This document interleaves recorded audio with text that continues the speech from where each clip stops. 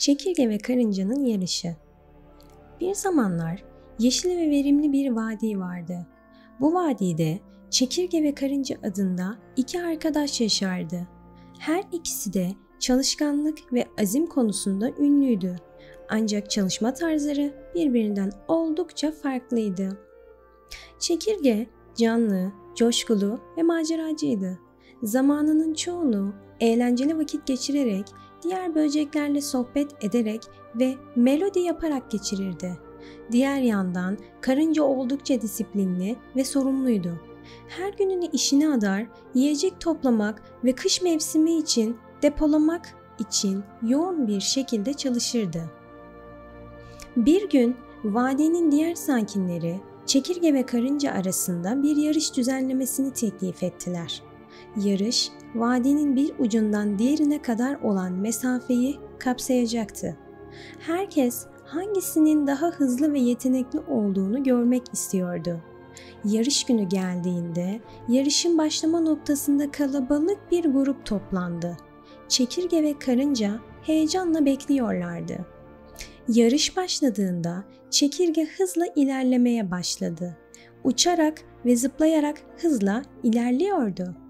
Karınca ise sabırlı adımlarla ilerlemeye başladı ama bir yandan da azimle devam etti. İlk başta Çekirge oldukça öne geçmişti. Herkes onun kazanacağını düşünüyordu. Ancak bir süre sonra Çekirge bir ağacın altında mola vermek istedi. Müzik yapmak ve keyifli vakit geçirmek istediği için yarıştan uzaklaştı. Diğer yandan Karınca yavaş ama kararlı bir şekilde ilerliyordu. Hiç durmadan ve pes etmeden ilerlemeye devam etti. Her bir adımı bir öncekinden daha istikrarlıydı. Sonunda bitiş çizgisine gelindiğinde herkes şaşkındı. Çekirge dinlenmek ve eğlenmek için harcadığı zaman yüzünden yarışı kaybetmişti. Karınca ise inatla ve sabırla ilerleyerek yarışı kazanmıştı. Karınca yarışı kazandığı için sevinç içindeydi. Ancak zaferinin tadını çıkarmak yerine Çekirge'ye yardım etmeye karar verdi.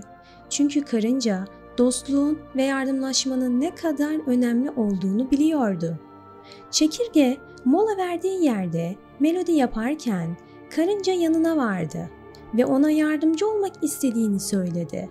Çekirge karıncanın jestinden oldukça etkilendi ve teklifini kabul etti. Birlikte çalışmaya başladılar.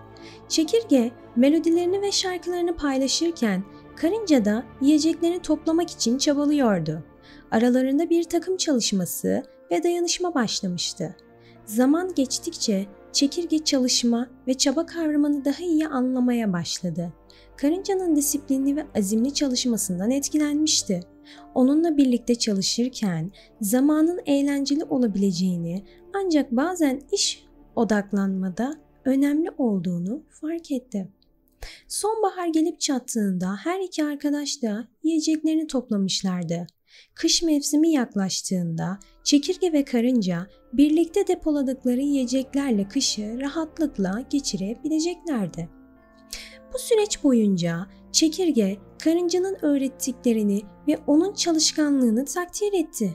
İki arkadaş arasındaki dostluk daha da güçlendi. Artık her ikisi de birbirlerinin güçlü yönlerini takdir ediyor ve birlikte çalışmanın önemini kavramışlardı. Bu dayanışma vadinin diğer sakinlerine de örnek oldu. Artık vadi sakinleri birlikte çalışmanın gücünü keşfetmişlerdi ve birlikte daha büyük işler başarılabileceklerine inanıyorlardı.